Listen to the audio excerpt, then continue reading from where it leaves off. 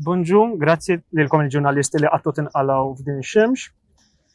L-aħbarijiet skandalużi u xokkanti li smajna bihom f'daw l-aħħar snin, partikolarment dawk minn frar tal-2016 il-qoddim, ħamġu isem pajjiżna mal-erba' tirjieħ tad-dinja. Taw lil Malta fama ħażina li qatt qabel ma kellha. Għal dawn ir-raġunijiet, 19 ix-xahar ilu, għexieren ta' eluf ta' Maltin u Għawċin inżilna għal xarejn fit-toroq ta' pajjiżna fi protesti kontinwi u keċċejna Prim Ministru korrott u Gvern korrott. Kien dak li fetaħ il-bib biex Robert Abela seta' sar Prim Ministru ta' pajjiżna. Meta beda iberraq u sirna nafu li Chief of Staff ta' Joseph Muscat u l-Ministru Konrad Mizzi kienu fetħu strutturi sigreti fil-Panama, għallunna li kien jeħtieġ li nħallu li l-istituzzjonijiet jaħdmu. Wara, sirna nafu li l-istituzzjonijiet kienu fis-sodda mal-kriminali li kellhom jinvestigaw. Meta persuni b'affinità kbira ma' Kastilja qatlu ġurnalista, għallunna li l-istituzzjonijiet kienu qed jaħdmu. Wara, sirna nafu li min kellu jinvestiga lil qattila kien biċċa waħda magħhom. Fost dawk li dak iż-żmien kienu jgħidulna biex inħallu li l-istituzzjonijiet jaħdmu, kien hemm Robert Abela. U hekk baqa' jgħidilna wara li sar Prim Ministru. Hekk għalinna nhar l-erba' li għadda warhom f'sinar minn hawn ġew, meta l-Maltin u l-Għawċin irċevew l-aħbar ħażina illi Malta kienet fallit it-test ta' l-FATF.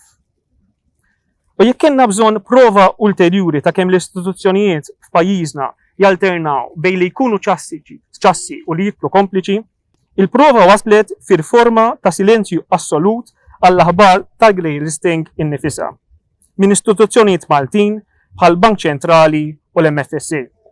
Dawk li bil-liġi suppost huma awtonomi u assisa fi simna u fl-interess tagħna iċ-ċittadini għal darb'oħra baqgħu ċassi.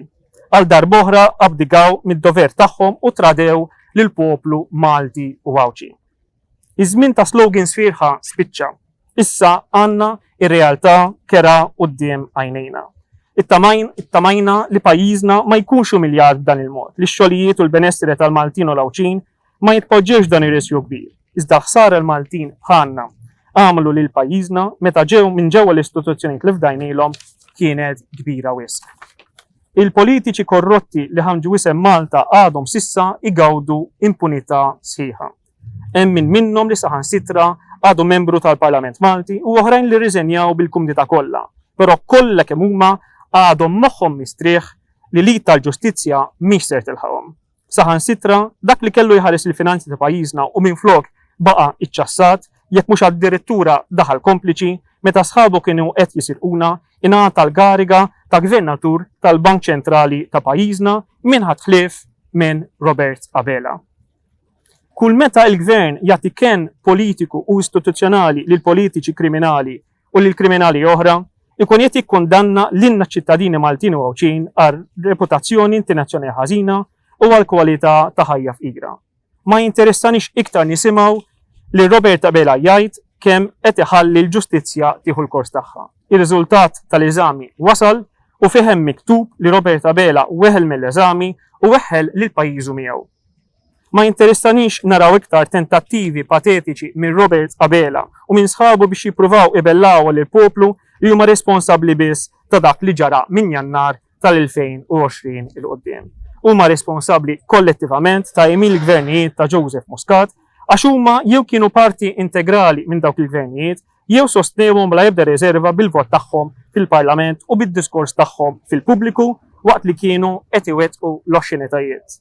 Huma ħatja daqs Joseph Muscat, daqs Konrad Mizzi, daqs Keith Schembri u daqs Edward Cicluna. U f'dan il-mument aktar minn qabel jeħtieġ l-ewwel nett li ma nazzux rasna fir-ramel. Kienu qed jippruvaw jitku bin-nies Robert Abela u Clyde Caruana meta l-erba' li għadda minn hawn ġew għalunna li greylisting mhux ser ikollu l-ebda effett negattiv fuqna. Bħalma xejn ma jawgara tajjeb li Robert Abela u Clyde Caruana jippruvaw ibellawha lil poplu Malti u Għawċi li l-greylisting ta' pajjiżna seħħ għaliex il-komunità internazzjonali ma fehmitx x'kien qed jgħid u x'kien qed jagħmel il-Gvern Malti. Anzi, ngħid li ma ddejniex għax fehmu sew il-Gvern Malti x'għamel u x'qal. Ejjew ngħidu l-verità, pajjiżna qiegħed fi kriżi.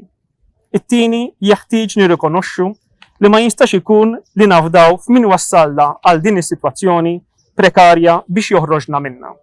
It-tielet jeħtieġ li narfu l-kawżi vera ta' dan il-grey listing. Irridu bħala nazzjon nifmu il-ħażin imwettaq minn Maltin bħalna minn hawn ġew u minn istituzzjonijiet oħra f'pajjiżna kellu effett determinanti biex wassal għal din il-qagħda kritika. Iva, il-korruzzjoni u l-kriminalità istituzzjonalizzata mhumiex sempliċement immorali imma jfaqruna fir-reputazzjoni u fil-kwalità ta' ħajja tagħna. Aħna determinati li nagħtu semna biex pajjiżna joħroġ minn dan l-isqaq mudlam. Meta bwidnejna nisimgħu badanin jgħidu li qataw qalbhom li pajjiżna għadx darba jaqbad it-triq tajba, aħna nkunu minn tal-ewwel li nuru tama fil-ġejjini u nuru id-determinazzjoni tagħna li nġibu bidla pożittiva f'dan il-pajjiż. Dalgħodu il-kontribut tagħna qed nagħtuh kemm bl-analiżi tagħna kif ukoll billi nipproponu dak li fil-fema tagħna u mod tajjeb kif pajjiżna jista' jaffronta din is-sitwazzjoni gravi u joħroġ minnha kemm jista' jkun malajr u mibdul biex ikun jista' jiżgura ġejjini dinjitus u ta' prosperità. Ma naħsbux li din neċessarjament l-unika triq l qoddim iżda it-triq li nemmnu fiha. Qegħdin nipproponu lil forzi politiċi ta' pajjiżna iweldu gvern ta' solidarjetà nazzjonali li kollu mandat prestabilit li jwassal sabiex ikonna elezzjonijiet ġenerali f'Ġunju tal-2022. Dan il-gvern għandu jkollu fih danu numru ta' persuni tekniċi ta' integrità u ħila rikonoxxuti mod wiesa'. Biex isir dan ikun jeħtieġ li deputati miż-żewġ naħat tal-Kamra tad-Deputati min jeddhom iċedu s-siġġu tagħhom fil-Parlament biex dawn it-tekniċi ikunu jistgħu jiservu fil-Kabinett tal-Prim Ministru Magħżul biex imexxi il-Gvern ta' Solidarjetà Nazzjonali.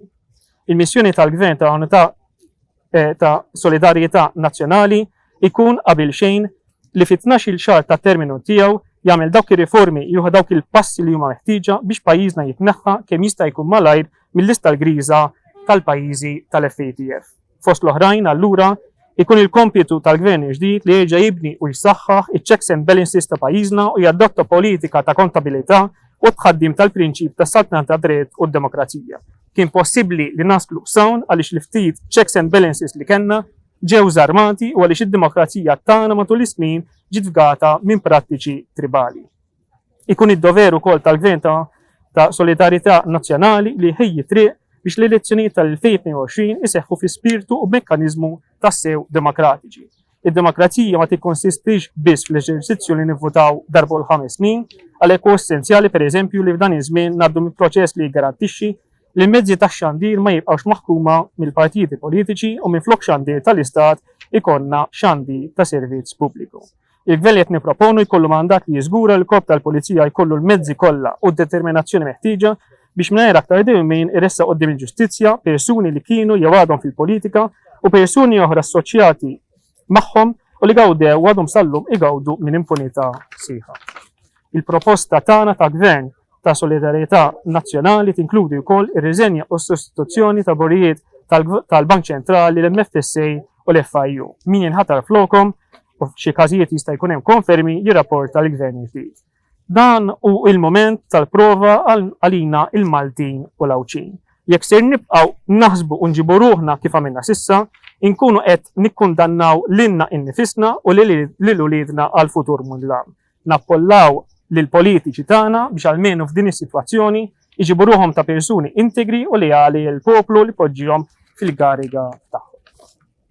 Grazzi, x'mistoqsijiet? Mistoqsija sempliċi, skontu f'Malta kien ħaqqa tiġi grey listed? Malta ma kienx ħaqqa li jkollha Prim Ministri bħal Joseph Muscat u Roberta Bela. Mistoqsija bħalissa, ġifieri meta tieħu l-istampa kollha tar l-istampa ta' Malta kien bħalissa. Malta kien ħaqqa tiġi grey listed iva jew le?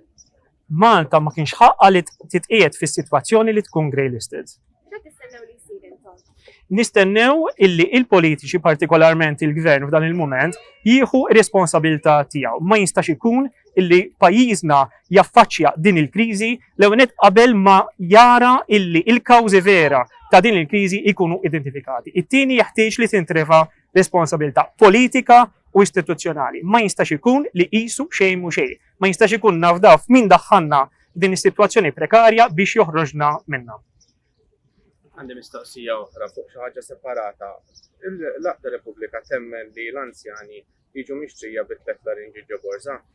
L-Aqda Repubblika temmen li l-anzjani tagħna u persuni oħra, partikolarment dak li jkunu fl-istituzzjonijiet, għandhom jiġu irrispettati u m'għandhomx ikunu assoġġettati għal tip ta' trattament bħalma għamlet Rosin Kutajjar. Ngħid ukoll la tqajjem is-suġġett illi aħna kuntenti illi issa dak li għal ħafna żmien tqis bħala liġi illi ħadd ma jagħti każa, issa għandna istituzzjoni tal-Istat u allura il-Kummissarju għall-Istendis fil-ħajja pubblika illi qed jgħid illi kif tiskatta elezzjoni allura dik il-liġi tiġi osservata. Aħna naħsbu li tajna kontribut siwi biex din il-liġi tiġi tassew rispettata. Tlet larinġi jiksruha din il-liġi skont. Aħna nemnu li l-politiċi m'għandhomx jimxu biss skont il-tekst tal-liġi, imma għandhom jimxu wkoll bi spiritu tal-liġi. U allura nemnu illi Rosin Kutajjar meta kienet tqassam dal-każ Larinġ u oħrajn li jagħmlu bħala u magħha tagħti ritratti kienet qiegħda tikser l-ispirtu tal-liġi. U allura nemnu li daw il-prattiċi il-partiti għandhom jeliminawhom.